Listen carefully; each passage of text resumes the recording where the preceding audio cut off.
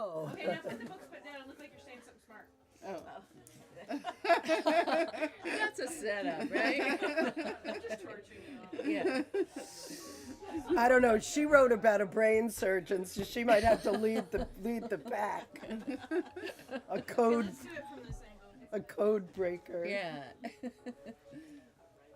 Okay, say books. Books. So many. Thank you. No. And you'll thank send them you. around to all of us. Absolutely. Right. You certainly will. We exist. Yes. We have a digital identity. And you have everybody's bios. Yeah. Look at you. Oh, You, gosh. you are Please the don't best spend, like, moderator. an We will enormous hire you again. Please don't spend an enormous amount of time reading that. Well, unless you would like to kill 20 minutes. Usually Eric likes to say a word or two. Okay. How do you So- know him? You know, I live in this general She's a neighborhood. local. Yeah, not in Glen Park, but closer to West Portal in what they call Monterey Heights. Yeah. I was telling Devi, between here and West Portal, there's like 4 or 5 micro neighborhoods that nobody ever heard of. No, I used to teach at the Center for Creative Exploration. Oh, here in Glen painting. Park. I used to live in the city, but it's right up the hill. Oh, It's like where do you 300. live now? Now in Marin. In Marin. Yeah. We got out. We got out. For better weather and better school.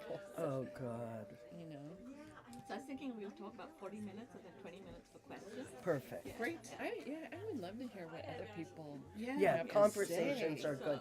And tell people that we'll be having Q&A so that they can Absolutely. think. Yeah. Yeah, and also their stories. You know what I mean? Yes.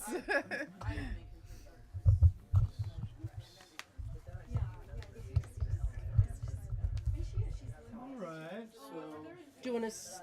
You I want won't to? say much. I'll just say, I won't say much. and I'll let Tanya say most of the stuff.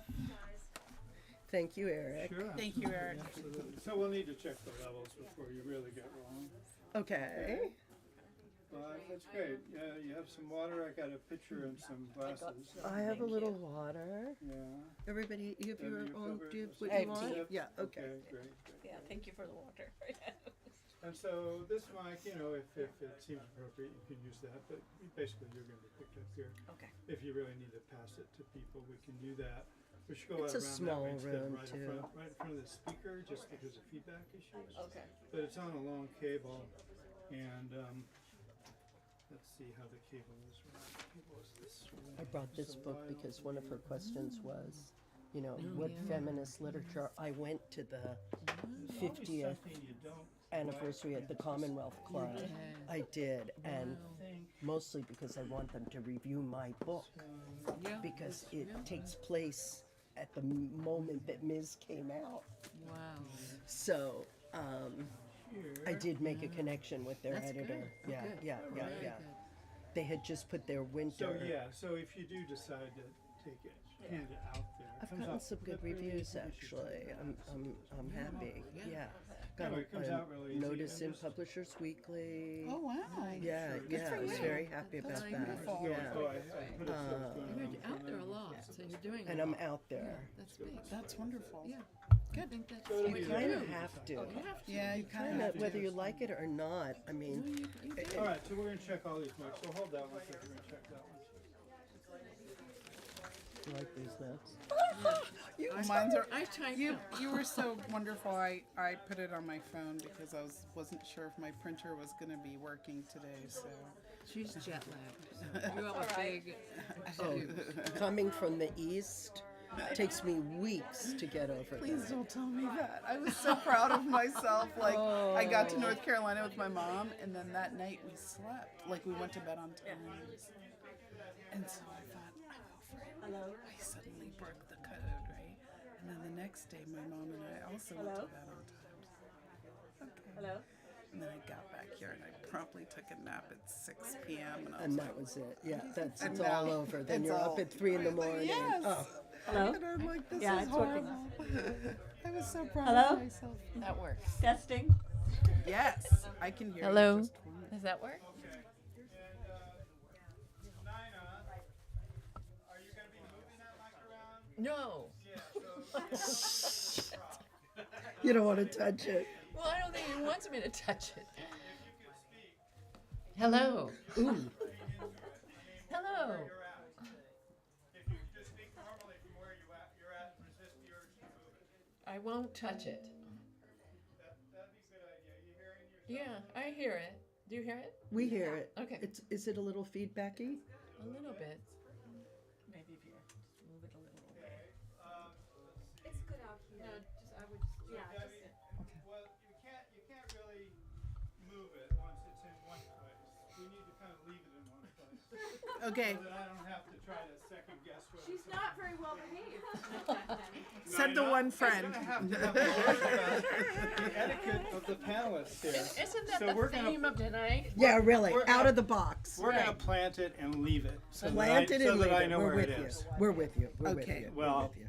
I know you are, Joan. You're the boss. So would you boss somebody around?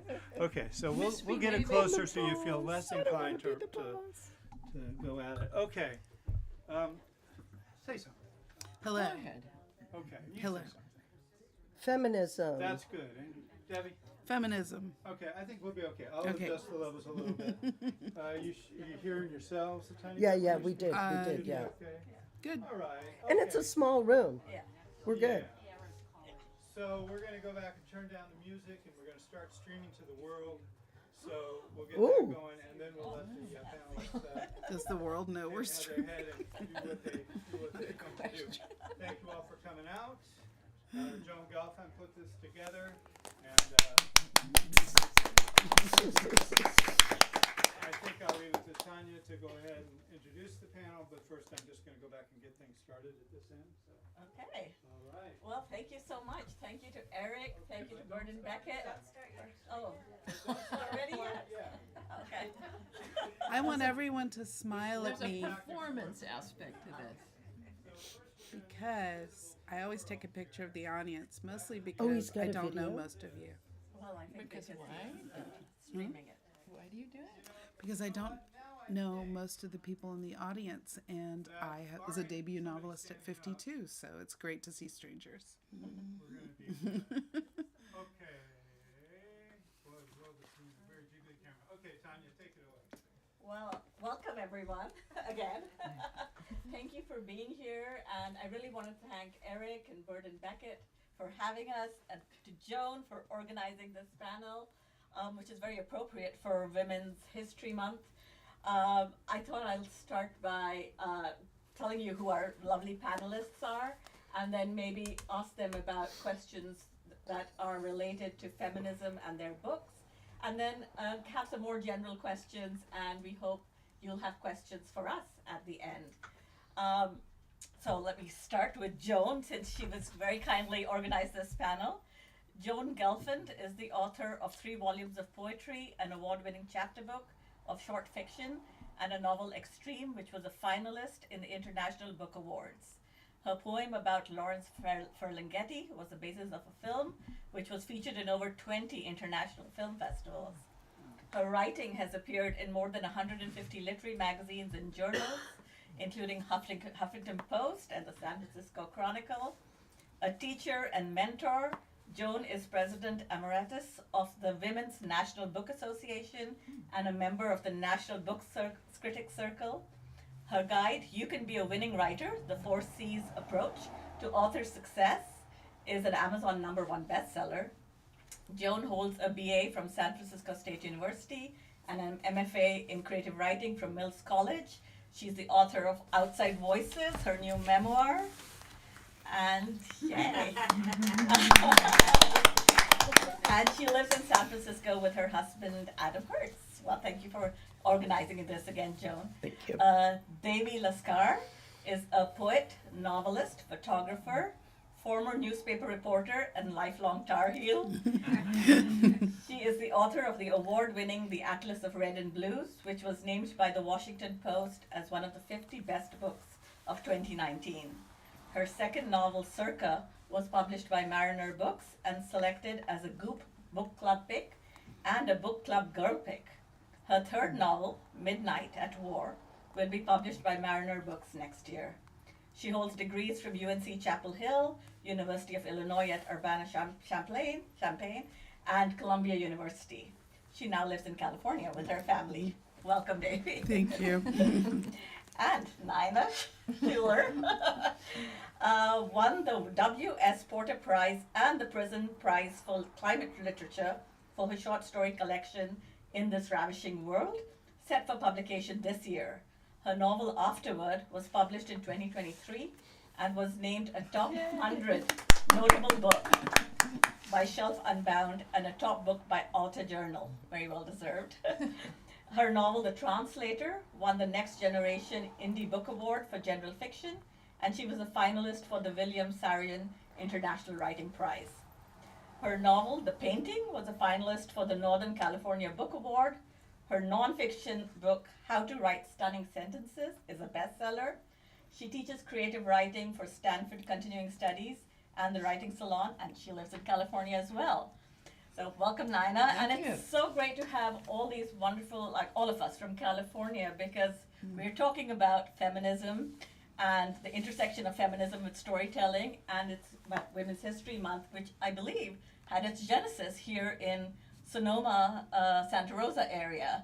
And so it's very apt that we're all here today.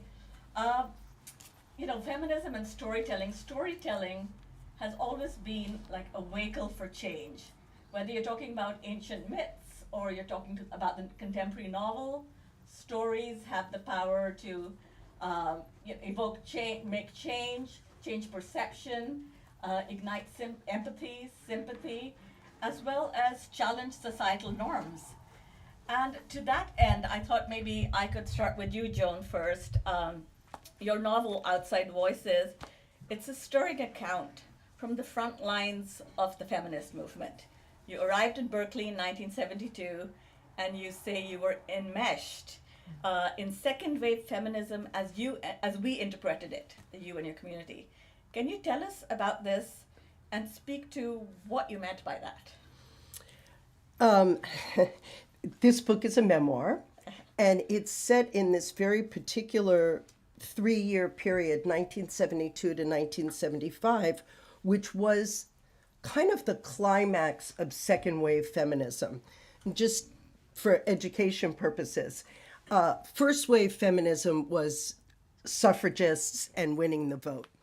Then things were kind of a little, moving along, but not very rapidly. And in the 70s, women started organizing for a national strike. 50,000 women marched in New York City, and the agenda for second wave feminism, now that we could vote, thank God, we were asking for 24/7 childcare, reproductive rights / abortion, and equal pay for equal work. Fortunately, within this 3-year period, abortion was made legal all over the United States, and that was a huge win, as well as Title IX, which really catapulted women's sports forward. Something else that people don't realize was happening in this moment was that women were gaining economic power.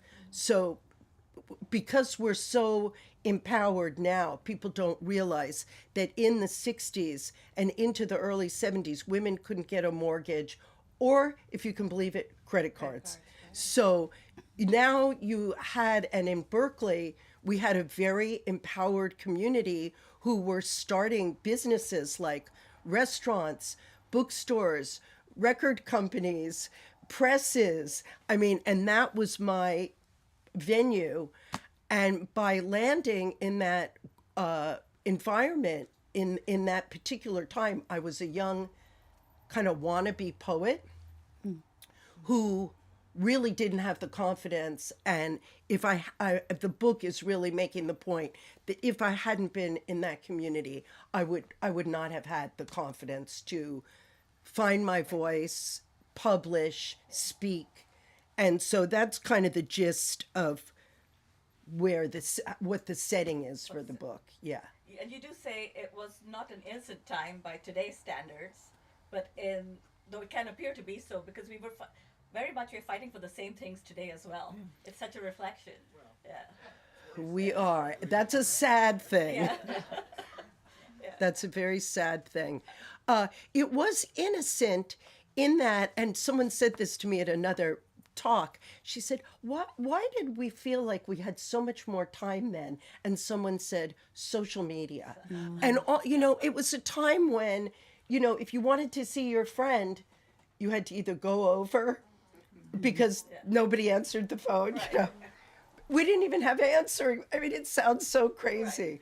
Technology. It was Exactly. And people were much more out in the streets. And we'll talk about that more because you ask about activism. So we'll talk about that later. Well, I do think a lot of social media, a lot of the protest has ended up on social media. Yes. So the outrage, instead of in the streets, is in social media. Yes. On the internet. And you click, you like it, and then you feel like you're done, essentially. Right. Very Don't much you, so. don't you Yeah, feel that way? right. It's instant. Yeah. So you get the instant gratification of like, oh, I participated, Yeah. but then you instantly forget about it too because there's so much coming at you and you don't have time really to absorb. Yeah.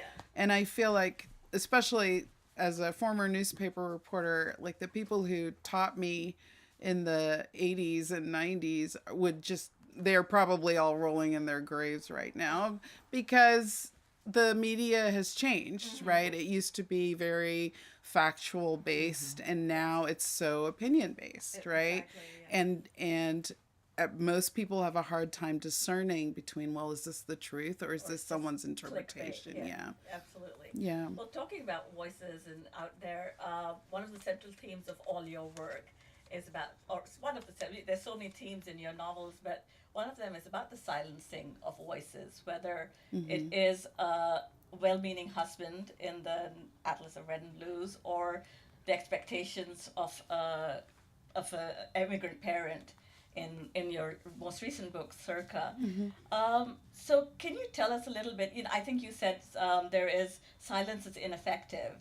I would love for you to tell us more about that in the context of your own experiences and how that goes into the development of your characters. Oh, that's such a good question. So, I really wanted to kind of focus on silence because people, they expect like the Barbie dolls that I wrote about, right? When women are seen as dolls, they expect them to be quiet, right? They expect them to be well behaved and well dressed and act in an appropriate manner to the patriarchy. Right. So when you call it out, right, then that's a disruption. And when you call out that there is silence, that's also a disruption because when you're silent, you don't call attention to yourself. But when you call out that, hey, I'm being silent, or I'm being forced to be silent, or I'm not saying what I really would like to say, then you're calling a certain kind of attention to it. And I was very interested in that. I was also really interested in both of my novels. They're set in a time before social media and before iPhones, and I really love that idea of when you wanted to see someone, you had to go find them, or you had to write them a letter, or you had to do something. Make an effort. You had to make an effort. It had to be a physical act.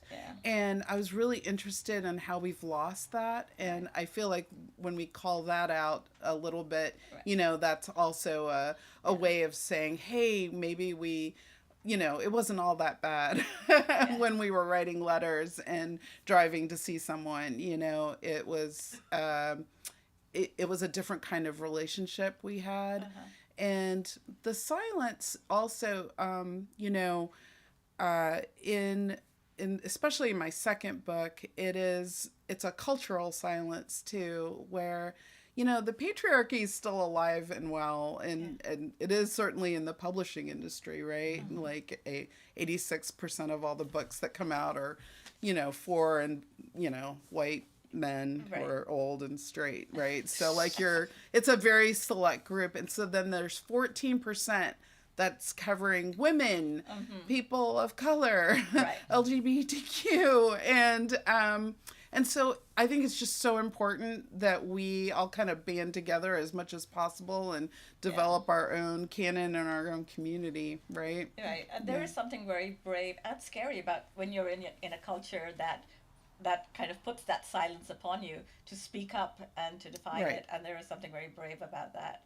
Absolutely, and I did enjoy, root for that character in that way. Yeah. But if I'm moving on, Nina, if I can ask you to that point, in your novels afterward and in The Ravishing World, which I believe, you talked about female protagonists who have powerful careers but are supported by their male partners. And you have said that these relationships are matters, ones of reciprocity and not of subordination. Could you speak to this and how this reciprocity influences what you choose to write about? Yeah, so I think a big, there are similar things compared to the 70s, but one big change has been the education of women. If you look at how many, I went to law school, how many women are graduating from law school, it's more than 60%. So in fact, in some situations, women are more educated than men, and I think that is causing a level of rage and envy. And I have a friend who's a therapist that says envy is equated to destruction. Jealousy is different, but once someone is envious of someone else, it leads to destruction, which kind of captures the zeitgeist of today, of the man who is envious of the educated woman, and even having a boss that might be a female can often be castrating, to use psychological language. But I in my novels, in both of the short story collection and afterward, it was really important to me to show educated women, and that under the patriarchy, women's desire is supposed to be for the man and the male gaze. And afterward, she met a man that wanted to help her desire to become an advanced mathematician and end up in computer science. It was a different format, a different paradigm essentially for where should female desire be directed to. And that was really important to me, that it isn't, and she's essentially in her mind married to this man who helped her become an advanced mathematician and a pioneer in artificial intelligence. He didn't demand or require her to service his desire, to be subservient. He wanted to support her. And the same thing in this Ravishing World. One of the main characters is Eleanor. The book is coming out in July. It's a short story collection, but she's an environmental economist, and her husband is a therapist. And anytime I have a couple friends who are environmental economists, they've had to fly around the world to talk to companies to try to get them to do sustainable practices. But she's in a reciprocity relationship where they support each other. He's always like, go get on the plane, go talk to Brazil, whoever you need to, versus I am the one with the career, I'm the one with the ambition. Yeah. So when we were talking as a group earlier, to me, a lot of people don't, or a lot of women don't want to be called feminists because they think it's hating men. And I think the next evolution has to be that we have reciprocity relationships where they're supportive of each other.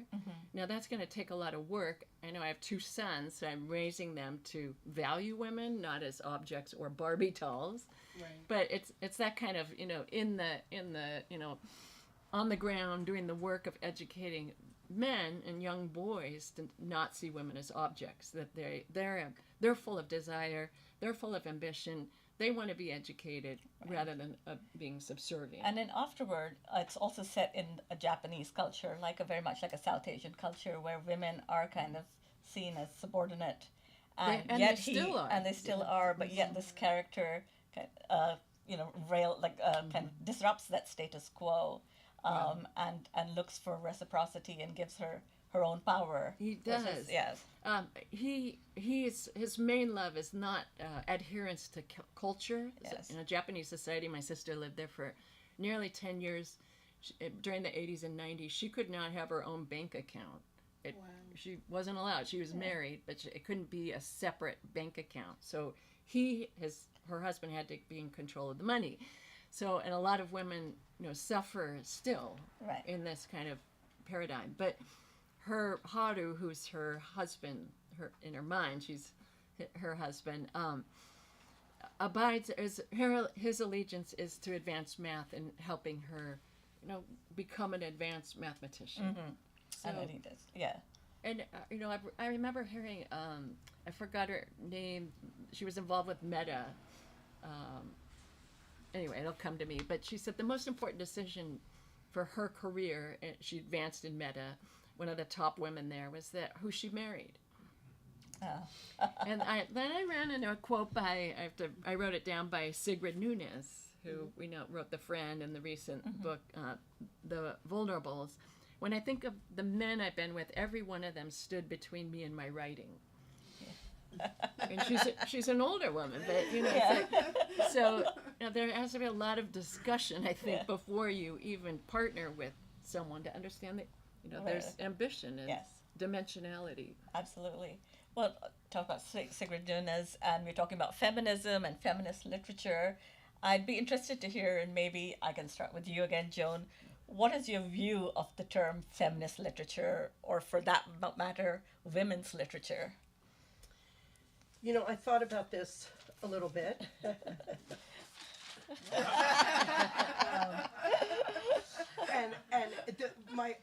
My top level answer to that would be, telling the truth about women's lives. I don't want to go too deep into this, but this memoir is my 7th book, and I feel like it is the most honest, the most raw, and it's being received in a much bigger way than my other books. Right. But for the writer, it's not always assumed that we can get at that all the time. I mean, it took me books to be able to reach that truth. Truth. And I wanted to say, when you were talking, I love what you brought up about envy, because one of the kind of motivating issues in Outside Voices is that when I arrived in Berkeley, it was the first time that I was around women who loved and supported other women. Right. I grew up with a mother and a sister who all they did was criticize. So And you came from the East Coast, where gender roles were very defined. tighter. Yes. Yes. And they were also not feminists, but to come into an environment where there was actually encouragement and support, even my own mother was not encouraging or supportive. And Probably envious of you. oh, for sure. And especially picking up and living my own life, which is something that was really almost pretty much impossible for her. But I have to divert just a tiny to the movie Barbie, because people have to understand that the crux of that movie and the reason why it is so famous and did as well as it did is because she told the truth. And when America Ferrera says everybody hates women, Right. I know that, and I've been talking about that for years because I worked in the business environment and I knew what I had to deal with every day in business, like you said. But that's not something that comes out in public very often, where someone will be brave enough to say, yeah, it's really hard being a woman. It's really hard. You don't get a lot of support, and who are your allies? And Absolutely, yeah. I don't know about that term, women's literature, though. It makes me feel like, it reminds me of terms like she boss, or like chicklet. chicklet. It's like that men is the default. Like, there's no men's literature. Right, exactly. Well, I know. Exactly, It's so exactly. reductive, That's right? the default, and then we're kind of addendum to that. I Right. find it offensive. It Yeah. is like a very second- offensive. yeah, It is so offensive. Right. And then, why is there Women's History Month? It should be Women's History, period. Right? I'm like, Which is what 50% of human history. well, I mean, it's a quip, but it's yeah. mama's baby, daddy's a maybe, right? Right. So, but it's, we all have mothers Right, that we right. can, so Yeah. why is it, I was just thinking that there are several communities in India where they take the mother's name and they eat dessert first. And I think this is where we need to be heading. You know? Is this true? Is this true? Yeah. There are a few communities in India that do that, and I'm like, oh, these are really good ideas. Yeah, that we should be implementing. Well, I mean, it's just new in India that we're not taking our husbands' last names. That is very little happening, but it's happening. It's slowly. slow. Yeah. I mean, here too, right? Yeah. I mean, it was unheard of, 20 years ago, Yeah. right? Exactly. Right, and now it's happening, Yeah. but. And it's a generational thing. Like our daughters probably wouldn't even think about it. They're like, of course I'm going to keep my name, right? Yeah. And whereas our mothers are like, well, of course you're going to change your name, right? But at the same time, I think it's important to have this body of work that, like, amplifies women's voices. You know, because women's voices women's lives are so complex, and you do need this work that talks about identity and agency and those kind of themes. So But I don't think you need to label it. You don't need women's to literature. I mean, No. most people, most readers of literature or fiction are women to begin with. Yes. So they Right. I think we're bright enough to figure out where's the literature, where's the fiction, versus give a nice label on it. Like, oh, that's where I belong. Right. So, Right. Yeah, and I can't imagine any of us, even if not intentionally or intentionally, we're not writing feminist literature. It is Right. like, it just does No, happen. I mean, that was one of the questions you had posed earlier, and I was like, no, I don't sit down thinking I'm going to write feminist literature. Right. I'm just writing a story, which, obviously involves a character who has a flaw in her thinking, right? And so that's what I'm exploring, but I wouldn't call that feminist, but I wear the badge proudly, I'm like, oh, someone thinks this is feminist. Okay. Thank you. And, you're sitting down to write a character. You want to write a fully fleshed out character. You want it to work within the story. But Right. those themes just end up coming out. I mean, do you find that as well? Well, when I teach novel writing, the first thing I have my students do is put on like a postcard that they're going to put on the wall. Why I want to write this book. Because it's going to take at least 2 years, probably longer to write a novel. So it's like about midpoint of the book, you're going to look up. It's like, oh, that's why. So you have to care. We're creatures that things have to matter. Yeah. So I think when you talk about being honest, it's like that's when you really confront, because you're going to devote so much time to it, what matters to me. Right. And also we're finite creatures. We're going to die at some point. So it's like, what am I going to spend my life doing? Why do I want to focus on this? And so often I find myself with female characters, though in this ravishing world, there's a lot of male characters as well. First, protagonists. But it's like, what matters to you? And then I think the criteria should be, is it quality or not? And that's kind of it for me, versus... I know, Is it and women or again, not? men are not asked to write about, does it have masculine themes, right? Right. No one is looking for that. Right. Yeah, it's interesting in nonfiction world, right? I was a reporter for a while, and while I was a reporter, there were very few women in the newsroom. And yes, so when I had a byline and it was covering something that was pretty hard news, I often, got the look of astonishment from some of my male peers, just like, how'd you get that story? And I'm like, yeah, I sort of know what I'm doing. Yeah. Okay. Yeah. But in, there's this group called the Op-Ed Project, and they actually run workshops all around the country for years now. And they want to change the dynamic in editorials and opinion pieces in newspapers, because it turns out that women are only represented in 10% of all the op-eds that are published every year. And they're usually on, quote, women's issues. And so, but men who aren't necessarily experts in the things that they're writing get the 90% of the share, right? And so they run these workshops in an effort to get women to like, hey, your opinion matters too, and we need to change this number from 10 to 50, right? And so it's I think it's just so important that we find resources like that and just sort of jump in and get more women out there, and you know, that is a startling number. it is a it's I a know, terrible that's like mansplaining at a whole other level. really. I mean, there is. If you look at how the sausage is made, I was a newspaper reporter for a while as well, for a legal newspaper, and I try to get a quote from a female attorney, and they would not want to do it because they might not get, or they might get in trouble. Right.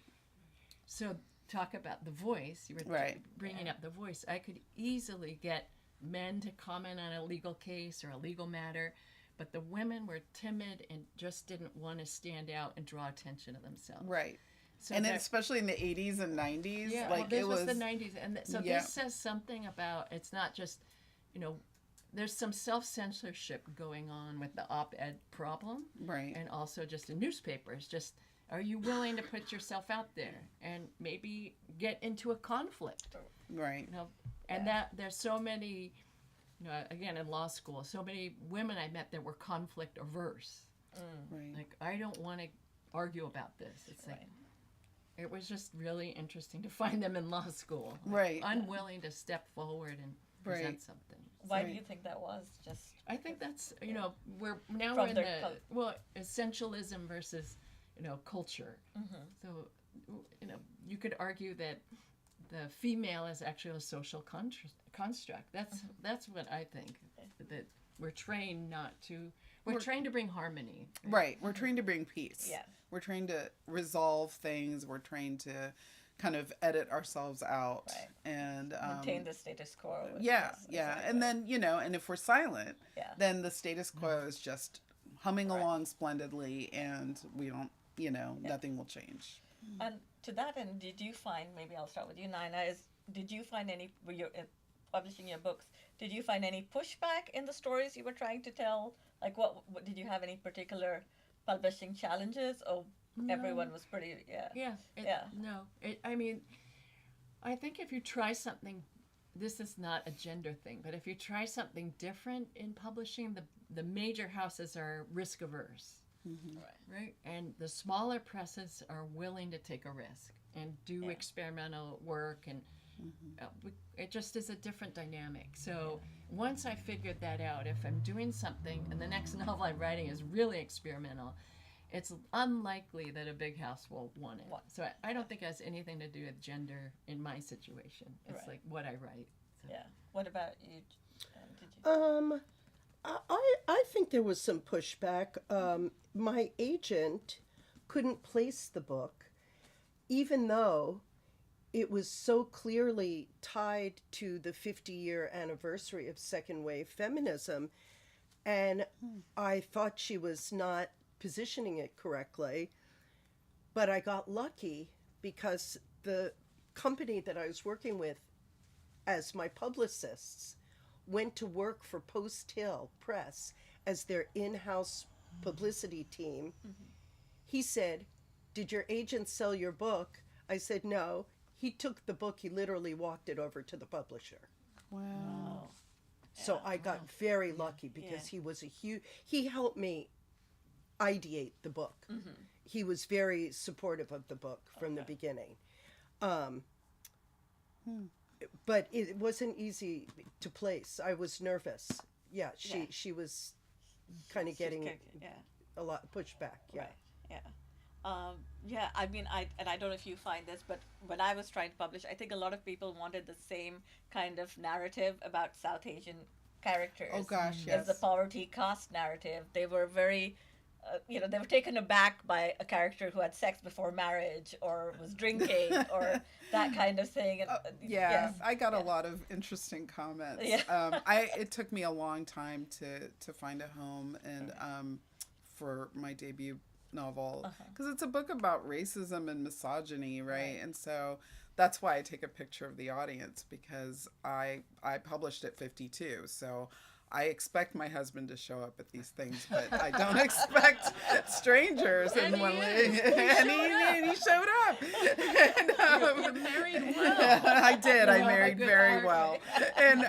And so it's really like it was fascinating to see all the mean comments. Like I got mean comments like, don't quit your day job, and you know, and oh, nobody's gonna want to read a book about, you know, somebody, you know, and and so I just was very amused when I finally did find a home for it, and they were like, we love this book, and we're like, well, that's nice.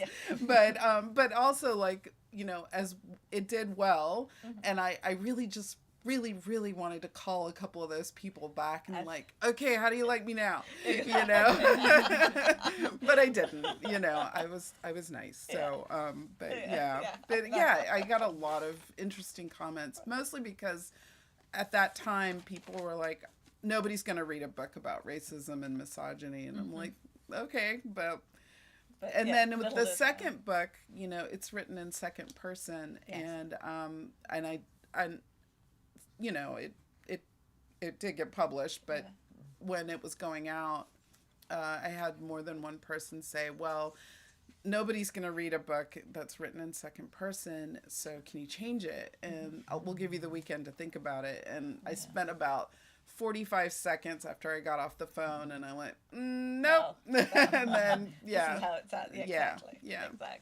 Well, talking about that, I'd love to hear, are there any feminist writings that, you know, you're reading right now, you admire, or that you feel have changed the literary landscape in some way? And well, I love Claudia Rankine's work. I think Citizen changed things. I think it got published in 2014, and I feel like that was my permission slip to write about racism and to write about calling out something, you know, when I see it. And I feel like everybody should read Citizen. It's very important, and it sort of lays bare that we have an ongoing racism problem in this country, and it has not disappeared just because Barack Obama was president for 8 years, right? You know, so as we well know, with the way things are right now. Right? Absolutely. I think Joan brought a book. Oh, I did. Yeah. I happened to go to the celebration of Ms. Magazine at 50, and they put together their best articles into a book. And so I wanted to kind of recommend this to people. I've been a fan of Ms. Magazine for a long time. Recently, I met a writer. She's the first Kurdish woman to ever have a novel published, period. Wow. And her name is Ava Homa, and her book is called Daughters of Smoke and Fire. And it was picked up by Roxane Gay. Oh, wow. And she won all kinds of awards, and now she's teaching at Cal State Monterey Bay. I'm going to go speak to her class. She's teaching on creative writing and activism. And she, I mean, you talk about bravery. She lived under the Shah and was, you know, hated every second of it. And her brother was murdered by you know, for being an activist. So there's that. So, I mean, kind of getting into these more hard, maybe that's changing, you know. It was a painful book to read, but beautifully written. But hardcore. Do you know what I mean? Yeah. This is not Bridget Jones' Diary. Right. This is like Notes from Hell, right? The other book that really touched me over the last couple of years was Celeste Ng, who got very famous for Little Fires Everywhere, wrote Our Missing Hearts. And to me, that was pure poetry. But the subject matter was so deep, you know, activists in a repressive environment.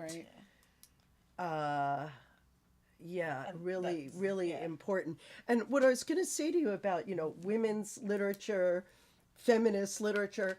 I mean, I think anything that can give a positive role model to someone who's looking to change their life or doesn't know that there's a door open. Like one of the things my editor said to me about this book was, we see stories like this, but never from women.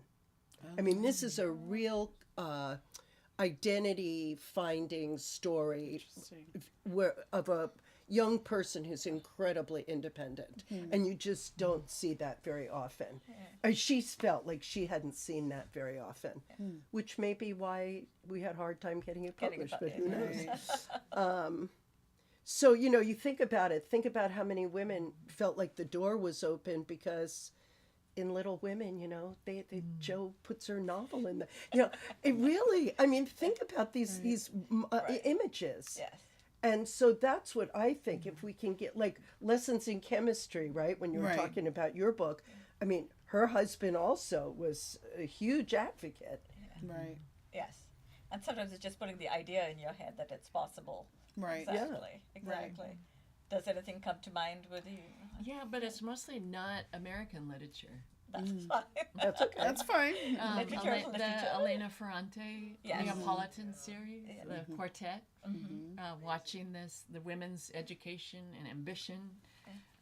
That I read them all, and I probably reread them, just showing a highly dimensionalized women, which we don't really get in American literature. Right. The one book that did it and got so much praise for it was Olive Kittredge. Right.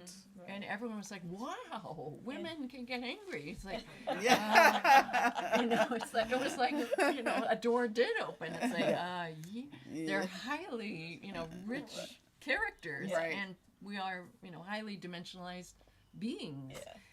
Women talking. Yes. Miriam that, Tao is a Canadian absolutely, writer. yes. So what I'm interested in is that dimensionalized, not the likable female character. Yeah. So I've been on panels about that, this likable female thing that's going on, that dominates American literature, that is just not interesting to me. Why do we have to make women palatable in that way? Well, it fits, you know, if you look at the history of fairy tales, for example, the Grimm's fairy tales over time have reduced women and girls to specific adjectives: nurturing, quiet, you know, Christian, serving people. Needing to be saved. Right. Yeah. And that's about it. But Villainous. if you go back Yeah. if you go back in time, the Right. women are feral and wild and have sex and, you know, Yeah. What? but it got stripped out. So you were talking Right. about imagery. It's like, and this is where art can contribute to Right. feminism. It's not the whole solution, but Right. just what models are we creating? What images are we putting out there? Yeah. Right. I mean, so how do you think we can affect change going forward? Like, how do we encourage more women to become writers? I don't think that's the question. I think if you're a writer, you're a writer. You know, it's like you love to write, but there's so many ways to affect this problem. You know, politically.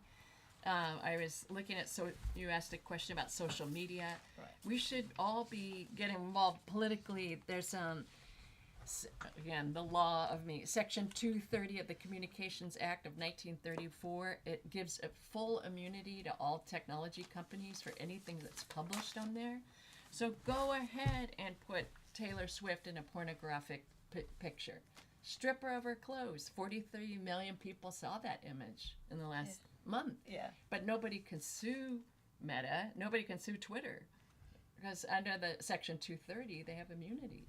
So it's going to take a lot of different approaches. You know, we as artists can provide different iconic models and imagery, but I think legally, politically, socially, you know, and at the private level, like, who are you choosing to be with even?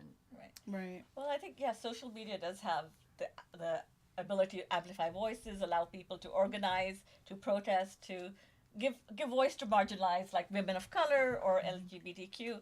But then we have to go beyond the hashtags, right? We have to have structural change, and we have to have long-term change, and absolutely. Well, you know, I know I'm contributing heavily to Planned Parenthood during this abortion, Yes, you know, yes, the chipping yes. away of that right. Yeah.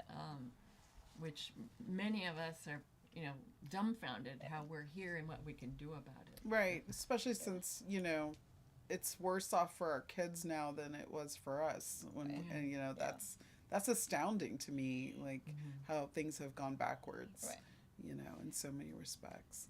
And what about in the since we're all in the publishing industry, how do you think the publishing industry should, I guess what I'm saying is, should respond to these challenges of feminism? I don't think they're going to respond unless there's a lot of people, demanding it. Yeah. Right?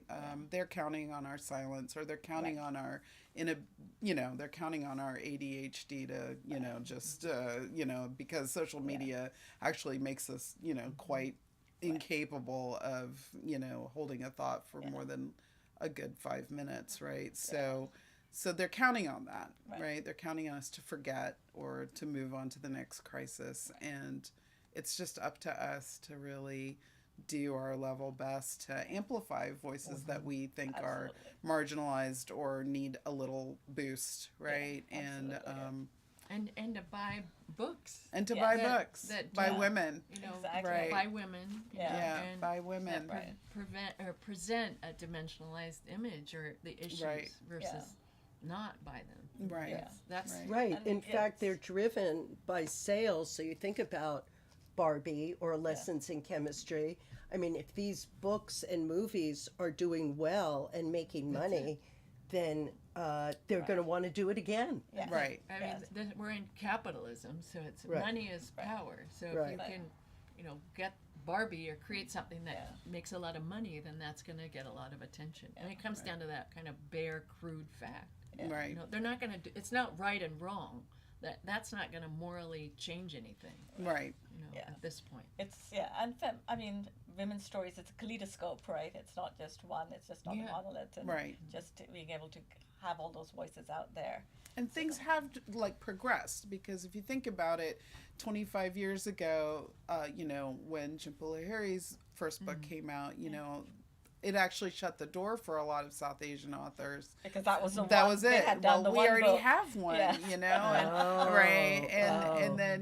And then there was, it took a long time. Right. And then now you can see there's a slight shift, right? That there are more, and that's great. And they are telling a variety of stories, so they're not all the same. Right? And that's great too. Though, in the publishing industry, you can always tell when it's an African author, right? Because they have the BYOB tree and the sunset and the Serengeti, right? And you can always tell it's a South Asian author for a long time, because there was that nondescript fruit on the cover, or right? A sari, or the sari, border, or the bindi. No right? bindi, no sari, no elephant, fruit, no fruit, camel. right? And so, but you had to fight for that, I was, you really have to fight for that. Absolutely. And But now think about it. We were just talking about it because Alka Joshi, with her first book, The Henna Artist, I mean, it's going to be a Netflix series. And what's the actress? Priya, she's very famous. Priyanka Chopra? Yeah. She was in Slumdog, right? Yes. Yeah, No, she's was she- attached. No, she Oh, wasn't. oh. Frida Pinto was in Slum. Oh, so a different one. Yeah. The one you said. Yeah. So she's in. She's attached to it. Yes. And so, these things, it increases people's appetite for those For those stories. Yes. Yeah. Yeah, absolutely. Well, on that note, I would love to open it up to all of you and see if we have any questions from the audience, and after this very thoughtful discussion. And I'd like to give us a small plug for Tania, because her book is also a woman out of kind of traditional role, an Indian woman working in Dubai. Dubai. In the Middle East, yeah. It's called I Hope You Are Satisfied. And it's quite good. Thank you very much. Thank you. So, any questions? Questions or just your- thoughts? or your Yes, experience. thoughts. Yeah, Yeah. I have a thought. Okay. Yeah, have a thought. Okay, I've got a thought. We're similar age. I graduated from law school in 1977. Berkeley, went to Berkeley undergraduate. And a different view of this millennial generation of women than I think that you've generalized about. I did not change. I got married 50 years ago, and I did not change my name. My daughter, who is gay, was married for 5 years to a woman who transitioned, took her wife's name. And I was befuddled by this. She only will read women writers. She's very feminist identified. And she has a very different attitude and said to me, well, Mom, wasn't it all about choices? Now, she didn't do a patriarchal absorption of a name. It was a name from her wife, but that, of course, is a patriarchal name because all of our names are patriarchal somewhere. But I just want to say that my feeling, my perspective on that is that there's some feeling of having settled into the right to make choices and the freedom to give expression to who she is, and her friends who are just these dynamic women. Some are gay and some are not gay, and some are married to men and some aren't. Most of them have taken their spouses' names as well.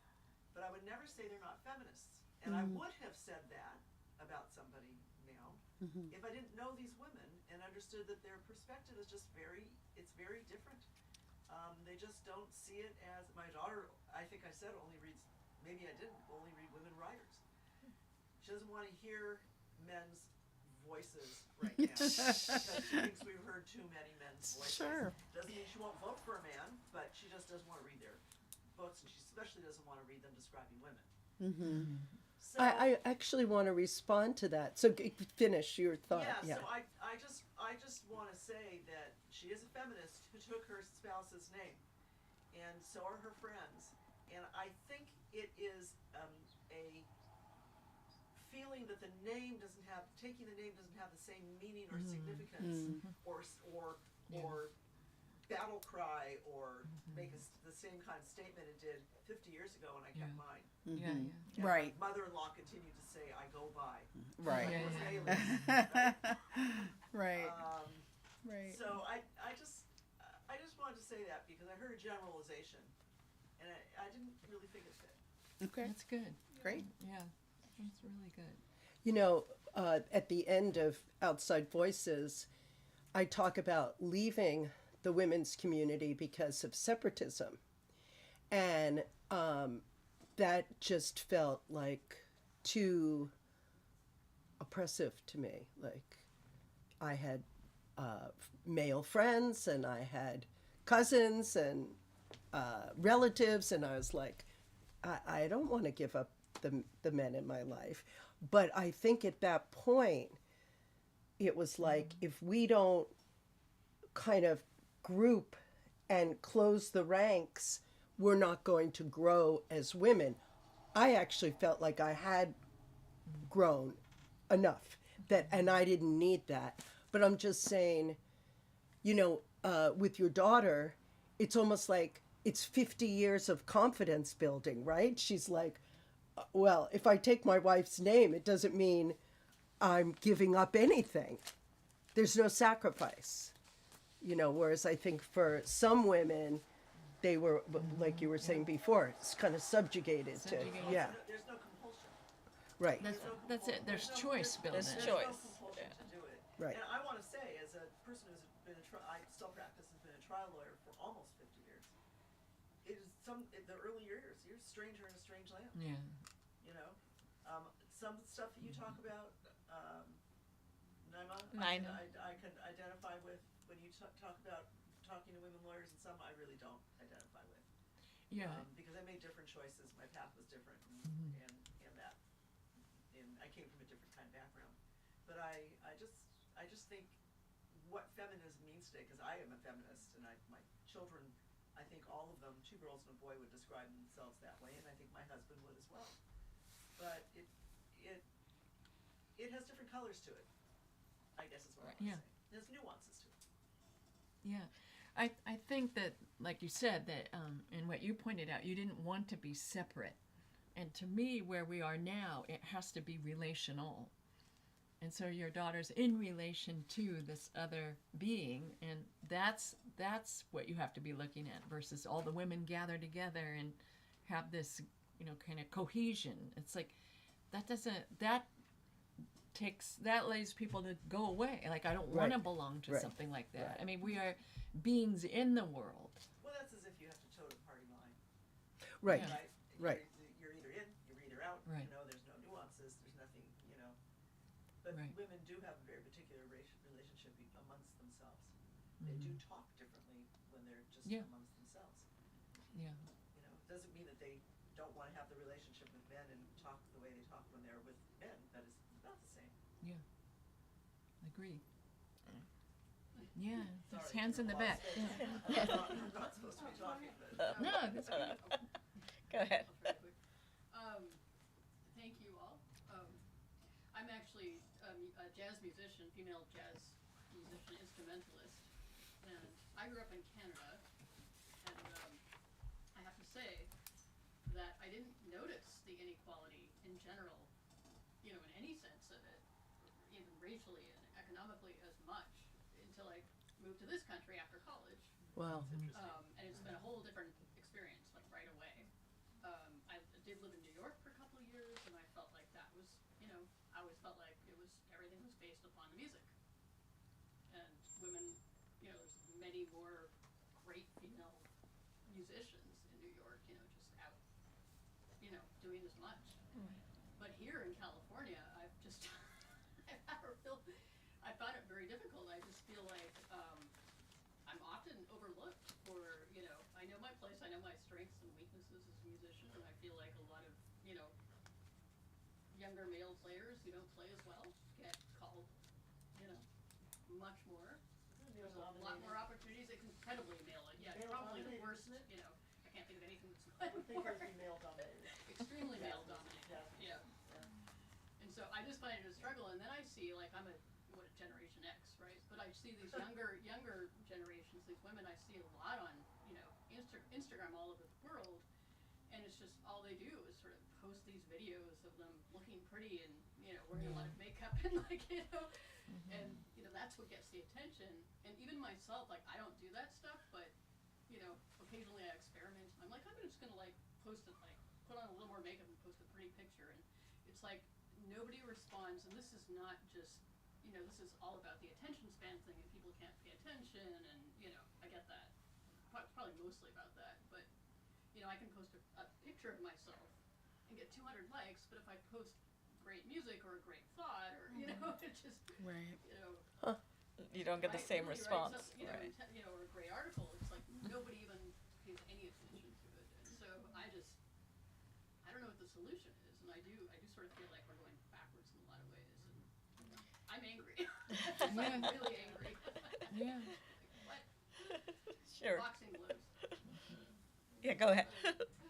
Yes. Yeah, actually, to piggyback it a little bit on you. First of all, thank you all, and I've read some of your books, and they're fantastic. So buy books, Absolutely. And but what I was going to say is that after all we went through, I'll be 75 this year. So after all people went through in the 60s and the 70s, I was shocked to find out when my daughter had a job and was hired as actually a director, and her boss, who I think was envious, would have director meetings and wouldn't invite her. I mean, it and tried to hone in. She was doing a talk. He wasn't even on the program, and he wanted to hone in on her talk. And I must say, and this is maybe a little bit of a response, to what you're going through. It's just people have to stand up, and she did. Yeah. It took a lot out of her. Right. She got an ally and got him fired. Yeah. Even though the whole board was for him, but it took months. She taped conversations. Anyway, I can go on and on. I mean, I'm very proud of what she did, but it was an awful experience. And, I was lucky. I grew up with a mother who had actually a great career, who was as a nurse, educator, very supported by my dad, who was a doctor. So in many ways, I didn't grow up with a mother who just, you know, was unhappy, and you know, so it was kind of different than a lot of women in my generation. But I just thought by the time my daughter's generation came around, you know, that I wouldn't be seeing all this. So But I think it's in reaction to the elevation of females. Like I was saying, that they've risen and more educated, and she has that role. And then it's like envy kicks in. No, it was really awful. It was awful, and yet in the end, you know, she really fought and got allies, and That's the not thing. that it's I've easy. certainly felt that envy sometimes. Yeah. And you do need allies. My husband is a lawyer, and he works in a company, and this he's called there's a new title for, he's a feminist, but they call him he for she. He for she. Yeah, and so there are men out there. There was a lawyer who was a male in the company that would just yell at female lawyers. This is today. And in the Zoom call, like, you're wrong, that's wrong, just, you know, public shaming. Right. But they had to build the file up, right? The employment file, and give them a warning. You know, you document all this stuff. Right, and then I was just going to say the effect that has when my daughter now has a great job, and you know, anyway, it's a whole night and day situation. But she said the first 6 months at her new job, she was so afraid to say anything because she was afraid, you know, and she's quite confident young woman, but the effect that, you know, I think it makes you, they make you feel like imposter syndrome, like you feel like you shouldn't be there, and it's almost like that imposter syndrome is a tool of the patriarchy to say that, you know, they try to make you feel like you don't belong, like you don't think you're good enough, so you shouldn't be here. Right. And Or that little piece of success that you got was like a fluke. a fluke, right? Right? Yeah. It was like a fluke. And so it's such a gaslight. Right. Yeah. You have to smile and you're told to get over it. Yeah, So yeah. anyway, it's very depressing. Right. But she was right But to she- find allies. yes. Like, that's the way Yeah. to work. Yes. You know, you get in Absolutely. a toxic system like that Yeah. where And he's gone. She said Yeah. she can't go into certain bars that he's he's Oh. there. and he totally hates her, but Yeah. you know, Yeah. But you wish she wouldn't have to go through that struggle, you know, to But this is find the allies. next. This and is do like all the next that, wave yeah. of feminism. That's what I Yeah, mean. Like, yeah. we're in relation to. Some Yeah. are toxic and hostile. Some are not. That, you know, my husband, the he for she or whatever, it's like he got the guy fired. He right, built the file to get rid of this guy. right, You know, and yeah. and he's probably going to sue the guy that they got rid of. Will sue the company just to try to get something. But whatever, he's gone. Gotta So keep emails and all that's that. it. You know. Yeah. So one last question, maybe. I just wanted to say that it isn't just men who are holding women back. You also have the women who are so Yep. internalized in the patriarchy that they don't even realize that they are, you know, they are holding other women back. How do you fight that? You know, it's like Yeah. really hard when you see these women who Right. you would think would support causes that you know build women up, but are actually holding you down. And part of the reason why we're going back in our laws and our policies as well. Yeah. Yeah. No, that's really true, and the only thing I can say is, you know, I can never repay the people who helped me, but I can only pay it forward, because that's the way I can repay them, is by paying it forward. And I know how hard it is, like when somebody, you know, like to ask for a blurb or to ask for a letter of recommendation. So I just make it a standard practice. If anyone asks me, I say yes. It doesn't matter how busy I am. It doesn't, because I can only pay it forward, and somebody took the time to help me. So I have to help the next person. That's the only way we break it. And she gave me a really nice blurb. Well, that wasn't hard, because that was a really great book. But I had to read it. So. yeah, but you know, all we can do is just, we do have social media. We can use social media for good. You know, we can just say, oh, I read this great short story. I read this great book. You know, go check it out. Or, you know, this person's going to give a talk, you know, just like give them a little bit of the spotlight.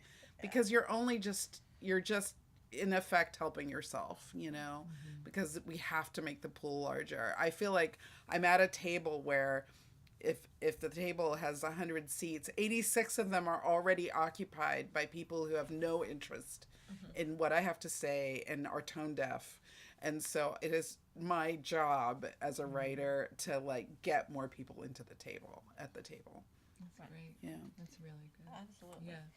We talk about, at least in publishing, the literary citizen. Yes. Like what are you Yes. giving back? Yeah.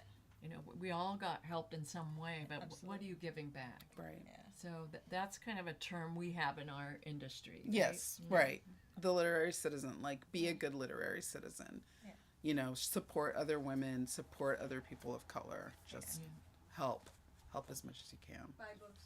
Buy books. And do the shout outs like you say on social media. Yeah. It's such an easy thing to do, and really easy. And so write a review. supportive, and Yeah. write a review, Yeah. and Right. Yeah, give Right.